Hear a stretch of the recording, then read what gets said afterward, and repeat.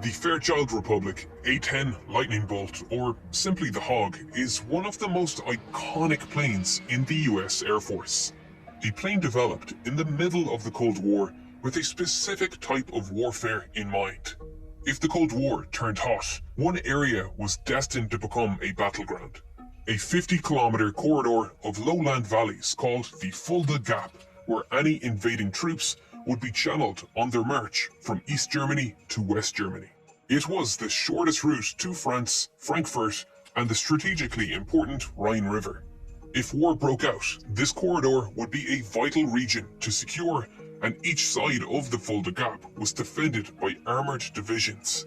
To cope with this threat environment, the US developed an operational doctrine called air-land battle, and the A-10 was developed as a vital component of this strategy.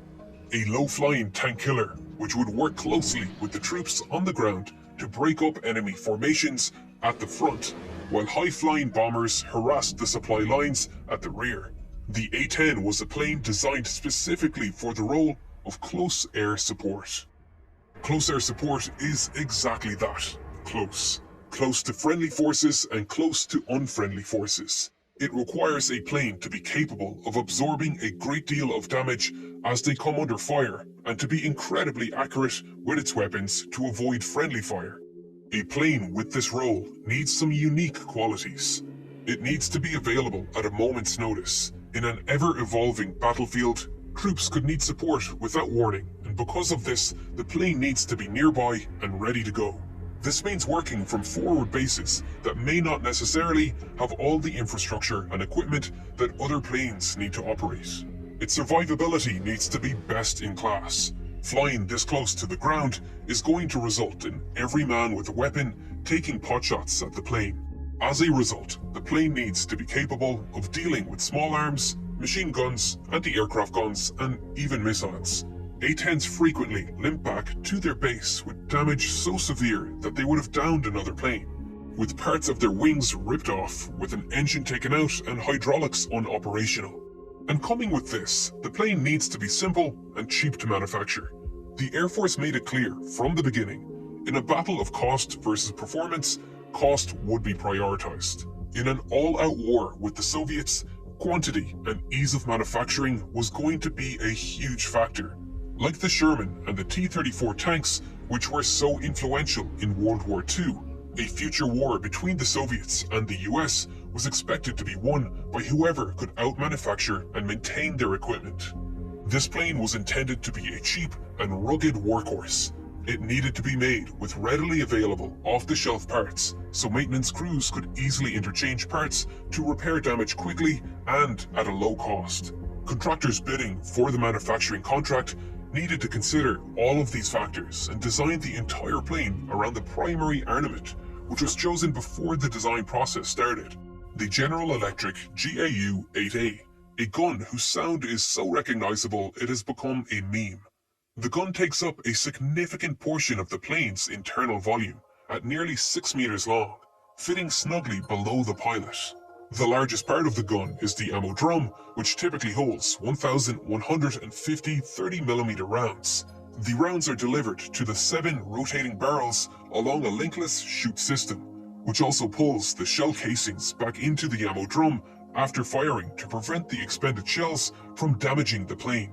The belt system and the rotating cam firing system of the barrels are both driven by a hydraulic motor, which is powered by 2 independent hydraulic systems on board. There are 2 separate hydraulic systems to ensure redundancy in operation, and both run the gun. The left and right hydraulic systems are pressurized by 2 identical engine-driven pumps on the left and right engine. If an engine is lost or one of the hydraulic lines is broken, then the controls powered by those hydraulics cease to work. However, the plane has been designed to allow it to continue flying on only one hydraulic system, as both elevators, both ailerons, and one rudder have hydraulic power after loss of either hydraulic lines, ensuring powered control of pitch, roll, and yaw even after the loss of a single hydraulic system. If both are lost, the plane can switch to a manual reversion flight control system, where the controls can be operated without power assist which is difficult to say the least, but it can allow the pilot to land the plane safely, or, at the very least, allow them to get into safe airspace to eject. This kind of redundancy can be found in every component of the A-10 to increase survivability. The landing gear is retracted by the left system only, but it can be extended by both, and in the event neither system is available, the wing-mounted landing gear doesn't actually retract all the way into the fairings, which allows the plane to land with landing gear retracted with only moderate damage to the plane. Protecting the control mechanisms through redundancy is just one component of increasing survivability. The fuel tanks are self-sealing on the lower portions and are filled with foam to prevent explosions. The A-10, like all planes, can fly with significant armor covering every portion of the plane, so they just protect the most vital component on the plane, the stick operator, otherwise known as the pilot, who sits inside a titanium tub which is reported to be capable of absorbing direct hits from armor-piercing rounds up to 23mm.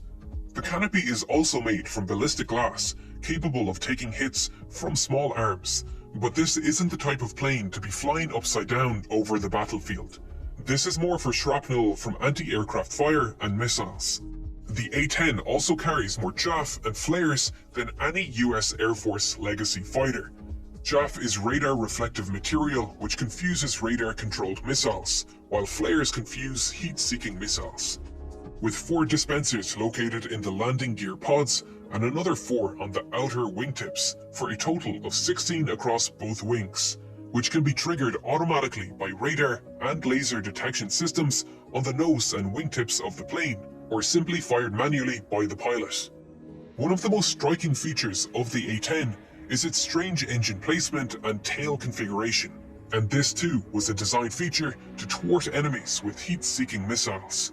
The engines and tail were arranged like this to mask the infrared signature of the hot exhaust of the plane, which could be used to lock onto the plane by IR missiles on the ground. The tail would look more at home on a World War II bomber, which were designed to be stable. Stability was an important part of the A-10's design. The large vertical stabilizers help keep the plane on target as it fires its insanely powerful gun. The gun is mounted directly on the center line of the plane to minimize the effect of the recoil pushing the plane off target. The recoil force at 44.5 kilonewtons is so powerful that it effectively halves the plane's forward thrust, as each of the A-10's General Electric T-34 engines produces just 41 kilonewtons of thrust. But the plane fires in such short bursts, typically 1 to 2 seconds, that the pilot doesn't need to worry about stalling. The high engines mounted behind the wings also reduce the amount of dirt and dust that can enter the engines from forward operating base runways, which can be just dirt runways. A lot of design choices were made to allow the plane to operate from remote airfields like this. Smaller military planes like this don't typically have auxiliary power units, which are small secondary engines that large planes like airliners have. You can see the exhaust of these little hidden engines in the tails of airliners. These engines allow the plane to start its main engines without external help, and help run functions like electricity generation and hydraulic fluid pumps. But it's unnecessary weight for most small aircraft, and they usually use some other way to get the engine spinning. Sometimes this results in the plane relying on ground equipment, which the A-10 cannot depend on, and so an APU was installed between the 2 podded engines. You can see the exhaust of the APU just underneath the nacelles here. Some of the most interesting design challenges arose from the sheer power of the aircraft's gun. The gun spits out so much burnt and unburnt propellant that they actually lost an early model in 1978 after exhaust gas from the gun ignited and starved the engines of oxygen. To deal with this, some design changes were made. First, a small gas scoop was placed underneath the barrels to suck in some of that exhaust. The chemical mixture of the round propellant was changed to increase the flash suppressant levels. This in turn caused secondary problems, as the new chemical mixture caused residue to build up on the cockpit windows and a canopy washer was needed, which simply sprayed the washing fluid onto the canopy and the slipstream did the rest of the work. Circuitry was also added to force the engine ignition system to continually fire while the gun trigger was being pulled so that in the event a flameout occurred, the engine could rekindle its flame immediately. The GAU-8 Avenger is a monstrous machine designed to wreak havoc on those Soviet tanks attempting to push through Allied lines. To do this, they need heavy armor-piercing rounds. The rounds are truly massive at 30mm, and sprinkled throughout these rounds are rounds made of aluminium with a depleted uranium core. Uranium is insanely dense at 19.1 grams per centimeter cubed. Lead, in comparison, is 11.3 grams per centimeter cubed, and iron is 7.9. This density gives the round more kinetic energy for armor piercing. The depleted uranium also ablates material in a way that self-sharpens the projectile, while tungsten, which is slightly denser than uranium, tends to mushroom out and dulls itself upon impact.